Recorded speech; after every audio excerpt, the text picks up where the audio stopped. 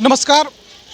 इस वक्त हम आरएसएस गुरुकुल एकेडमी में मौजूद हैं और आज 12वीं के बच्चों का विदाई समारोह था।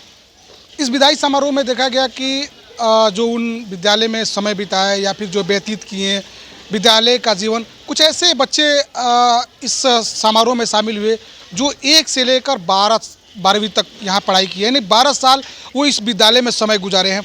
हमारे साथ बातचीत करने के लिए इस विद्यालय के मैनेजिंग डायरेक्टर प्रबंधक हैं जय प्रताप सिंह गुडू जी। कहेंगे उस बच्चों के लिए जो पढ़ करके आपके विद्यालय से बाहर निकल रहे हैं। देखिए, उन बच्चों का ये स्कूलिंग लाइफ ख़त्म हो गया, अब उनका कॉलेज की लाइफ आ रही है। तो हम अपने बच्चों को सुझाव टाइप पे सजेशन दिए, आपने देखा सुना भी, कि वो अपनी लाइफ में ऐसे ऐसे करें ताकि ऊंची उड़ान पाएँ और स्थान पाएँ, और उनके उज्जवल भविष्य की हम लोगों ने कामना किया कि आपने जितना भी समय, चूँकि मैक्सिमम बच्चे हमारे जिस समय से स्कूल स्टार्ट हुआ है तब से आज 12 पास कर रहे हैं।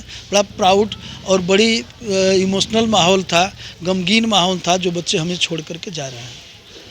जिसे देखा कि आपके विद्यालय में सर ऐसे कुछ बच्चियाँ दिखाई दी जो यहाँ के टॉप रही हैं और आपने एक सुझाव दिया कि हमारा सम्मान विद्यालय का या मेरा इस क्षेत्र का तब बढ़ेगा जब आपके सम्मान के साथ मेरा सम्मान जुड़े।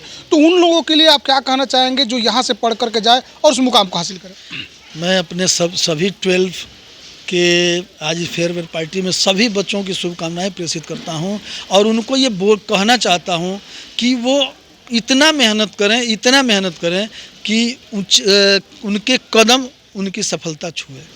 आपने एक चीज़ और कहा था, बड़ा अच्छा लगा ये सुन करके, कोई विद्यालय में आज तक इस बात को सुनने को नहीं मिला। आपने कहा था कि अगर किसी को कोई आर्थिक तंगी हो, पैसे के अभाव में गार्जियन सपोर्ट नहीं कर पाता है, तो आप मेरे यहाँ आए निसंकोच उसको आप मदद करेंगे। क्या उनको मदद करेंगे आप? ये अंगद जी, मैं हमारे फेसबुक उठाइए, फेयरवेल पार्टी जब हुई है तब मैं ये बोला हूँ, अपने उन बच्चों को बोला हूँ। चूँकि विद्यालय बहुत चलते हैं, बहुत लोग चलाते हैं, मैं पैसे के लिए नहीं चलाता हूँ। एक मेरा वो रहा है, मतलब सेवा करना। हमारे माध्यम से यदि उस बच्चे का कहीं ना कहीं कल्याण हो जाए तो मेरे लिए वो सबसे गौरव का दिन होगा। जैसे मैंने बोला, हर बार मैं बोलता हूँ, लेकिन आज तक किसी बच्चे ने मुझे सहयोग नहीं लिया, लेकिन वो दिन मेरे लिए गौरव का दिन होगा जिस दिन किसी बच्चे ने मुझे याद किया कि सर मुझे ये दिक्कत हो रही है और मैं चढ़ बढ़ करके भाग लूँ। नहीं सर, ये तो देखा गया कि आपने तो अच्छी बात कही, एक मैसेज देने का प्रयास किया है कि उन लोगों के लिए आपने एक ढाल की तरह, एक पिता के तुल्य की तरह आपने जो उनको एक सहारा देने का प्रयास किया कि हम पीछे खड़े हैं। ऐसा क्यों कर रहे हैं? वो सब बहुत से विद्यालय में लोग पढ़ते हैं, चले जाते हैं, क्या करते हैं नहीं करते। आपको दिमाग में एक ऐसे आइडिया कि हमको उनको मदद करना चाहिए?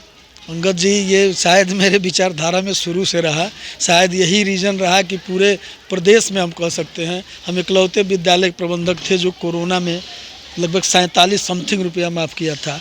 हम एक ऐसे भी विद्यालय प्रबंधक हैं जो 2024-25 के घोषणा पत्र में वो बच्चे जिनके पिताजी नहीं हैं, केवल उनके पिताजी की डेथ सर्टिफिकेट आती है तो उनकी फ़ीस हाफ लगती है।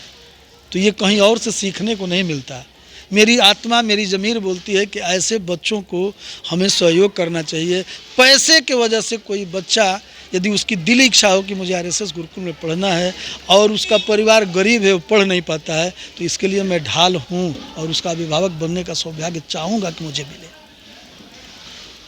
बहुत बहुत धन्यवाद। ये थे आरएसएस गुरुकुल के एकेडमी के प्रबंधक जिन्होंने वाकई में ये साबित कर दिया कि विद्यालय में स्टूडेंट ही नहीं, मेरे बच्चे की तरह लोग हैं और कहीं ना कहीं अगर उसको दिक्कत होती है, ईश्वर ना करे ऐसी कोई बात हो, तो हम उनको भरपूर मदद करेंगे और उनके परिवार, उनके पेरेंट्स को ये भरोसा दिलाते हैं कि ये दिन कभी आए ना, लेकिन अगर ऐसा आता भी है तो हम उसको बहुत मदद करेंगे। बहुत बहुत धन्यवाद। नमस्कार।